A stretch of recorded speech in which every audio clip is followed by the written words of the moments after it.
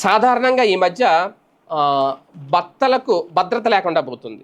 భార్యల చేతిలో భర్తలు హత్యలకు గురవుతున్నారు. క్రమక్రమంగా ఈ మధ్య నేనే చేస్తాను రోజు ఒక వీడియో ఎక్కడో చోట. ఏదో పేపర్‌లో వస్తుంటే అది చదివి వినిపిస్తున్నాను. నేను అందులో చేసేదేం లేదు కొత్తగా గొప్పగా.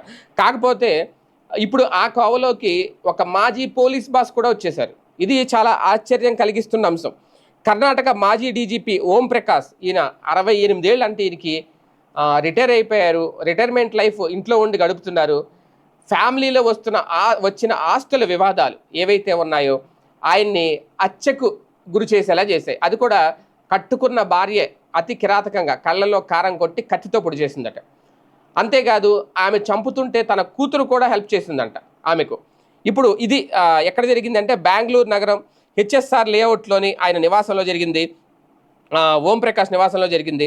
భార్య పల్లవి, కుమార్తె కృతి ఆయనను ముఖంపై కారం చల్లి కత్తితో పొడి చంపేసినట్లు తెలుస్తోంది. అనంతరం పల్లవి మరో ఐపీఎస్ అధికారి భార్యకు వీడియో కాల్ చేసి రాక్షసుడిని చంపేశాను అంటూ మృతదేహాన్ని చూపించారట. ఆస్తి తగాదాలే హత్యకు కారణమని తెలుస్తోంది. పల్లవి ఆదివారం సాయంత్రం ఫోన్ చేసి పోలీసులకు సమాచారం ఇవ్వగా హెచ్ఎస్ఆర్ లేఅవుట్ పోలీసులు ఆయన ఇంటికి చేరుకుని రక్తపు మడుగుల్లో ఉన్న మృతదేహాన్ని గుర్తించారు. భార్య కుమార్తెను బయటికి రావాలి అని పోలీసులు కోరిన చాలా సమయం పాటు వాళ్ళు పై అంతస్తులోనే ఉన్నారట. ఈ నేపథ్యంలోనే కొత్త అనుమానాలు కూడా రేకెత్తించినాయి.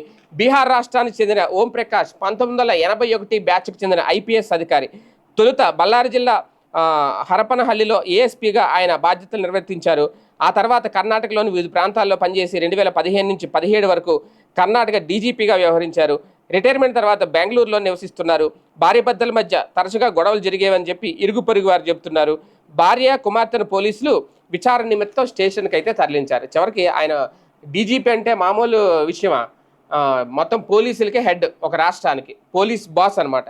అలాంటి వ్యక్తినే భార్య చంపేసింది అంటే ఆయనే ప్రాణాలు కాపాడుకోలేకపోయారు అంటే ఒకటి వయసు మీద పడింది. అదే నేపథ్యంలో ఆస్తుల వివాదాలు చివరికి ఒక పోలీసును కూడా, అది కూడా ఒక డీజీపీగా పనిచేసిన వ్యక్తిని కూడా చంపేంతగా ఆస్తి వివాదాలు వెళ్ళినాయి అంటే ఇక సాధారణ వ్యక్తుల పరిస్థితి ఏంటి?